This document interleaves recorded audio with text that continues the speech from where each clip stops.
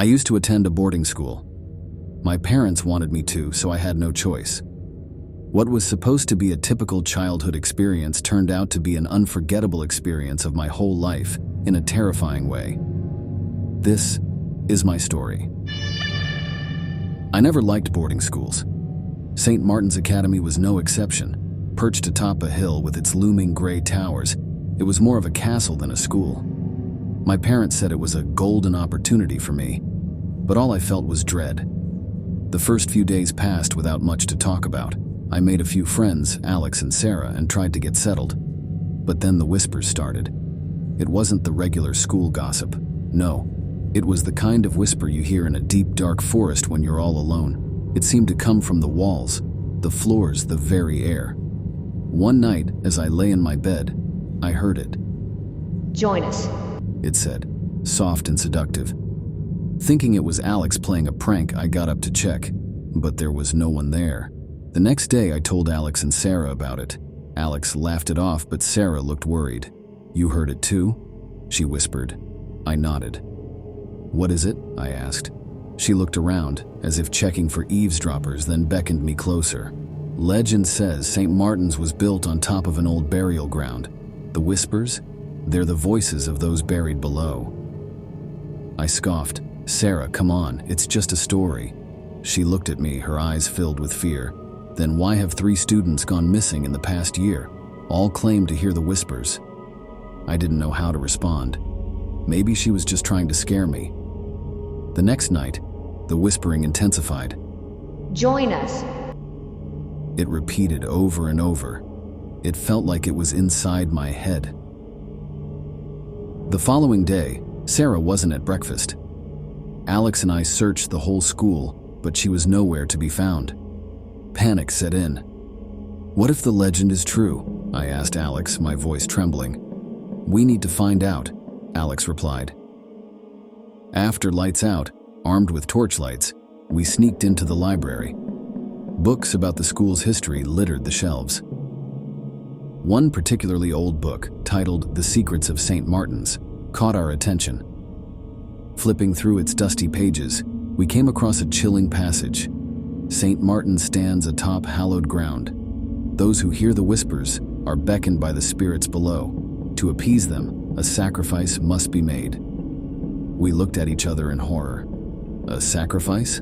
Was Sarah taken as a sacrifice? We needed to find the burial ground, and fast.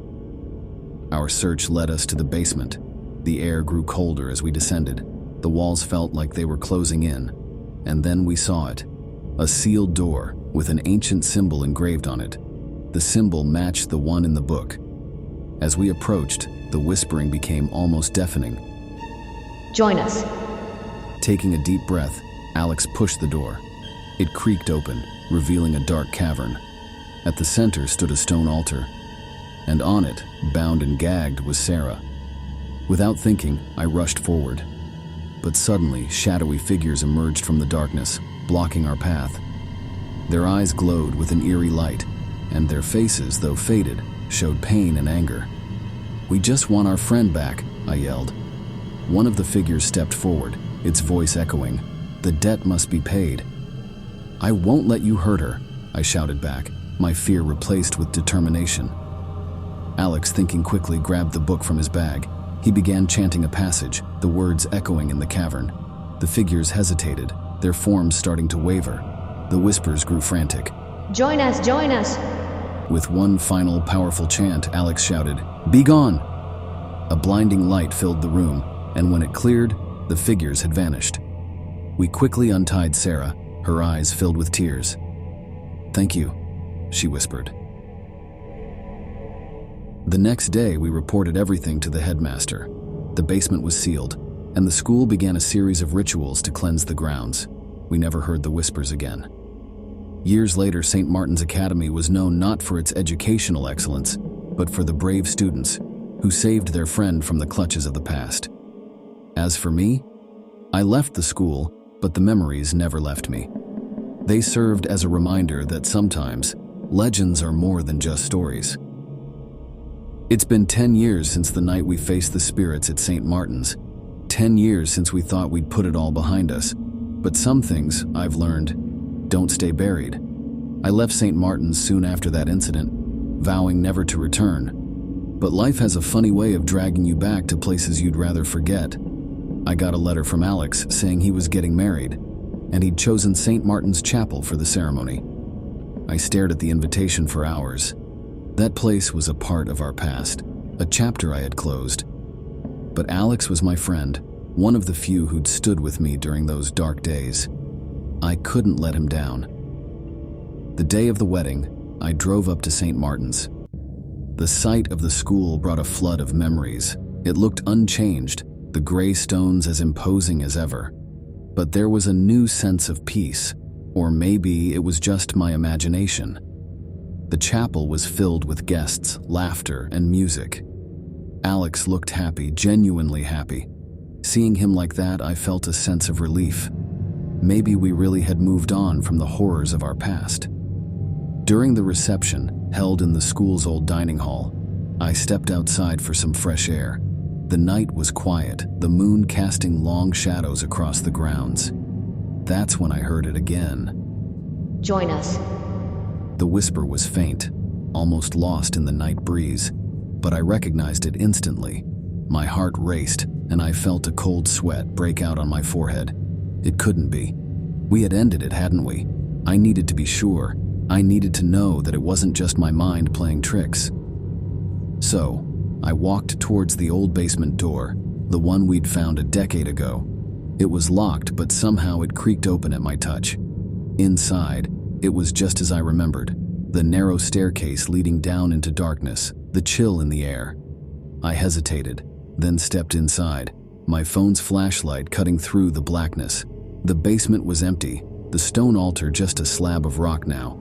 No sign of the shadowy figures or the eerie glow of their eyes. Just silence. I was about to leave when I saw it. A small old book lying on the floor near the altar. It looked like the one we'd found 10 years ago. How could it be here? We had handed that book over to the headmaster. Curiosity overcame my fear. I picked it up and began to flip through the pages. That's when I realized it wasn't the same book. This one was a diary, and it belonged to the founder of St. Martin's. As I read, a chilling story unfolded. The founder, it seemed, had known about the burial ground. But it wasn't just any burial ground. It was a site for dark rituals, ones that promised power and knowledge in exchange for sacrifices. My hands trembled as I turned the pages. The founder had made a pact with the spirits, offering them a yearly sacrifice in return for the prosperity of St. Martin's. But one year, the pact was broken, and the spirits demanded retribution. That's when the disappearances and whispers began. A sound snapped me back to the present. Footsteps. Someone else was in the basement with me. "Who's there?" I called out, my voice echoing off the stone walls. "It's me." Alex's voice came from the shadows. He stepped into the light of my phone. "Alex, what are you doing here?" I asked, confused and alarmed. He looked at me, his eyes dark and serious. "I've been hearing the whispers too, ever since I set the wedding date here. I thought I was going crazy." I showed him the diary. His face grew pale as he read. "We need to do something," he said, determination in his voice. "We can't let this continue." Together, we devised a plan. Using the information in the diary, we would sever the pact once and for all. It was a risk, but we couldn't let the cycle of whispers and fear continue. The next night, we gathered in the basement. We had replicated one of the rituals described in the diary, one meant to break pacts. As we started, the air grew colder. The darkness seemed to deepen. We recited the words, our voices steady despite the fear gripping our hearts. Then, they appeared. The shadowy figures, just like 10 years ago. But this time, we were ready. "We break the pact," Alex and I said together, our voices echoing through the basement. A wind rose, howling through the room, the figures growing more solid, more threatening. They reached out towards us, their whispers turning into angry howls. But we didn't falter. We continued the ritual, the words of severance strong and clear. Suddenly, a bright light flooded the basement, blinding in its intensity. When it faded, the figures were gone. The oppressive feeling lifted, leaving behind a sense of peace. We left the basement, sealing the door behind us. This time, we knew it was over. The pact was broken, the spirits freed or at least appeased. I returned to the wedding party, the joyous music now a stark contrast to the night's events. As I watched Alex dance with his new wife, I realized that St. Martin's was just a place, but its legacy was what we chose to make of it. We had faced our fears not just for ourselves, but for those who would come after us. The whispers of St. Martin's were finally silenced, lost to the winds of time. But the echoes of that night, they would remain with me forever. A reminder of the thin veil between the past and present, and the strength found in facing the darkness together.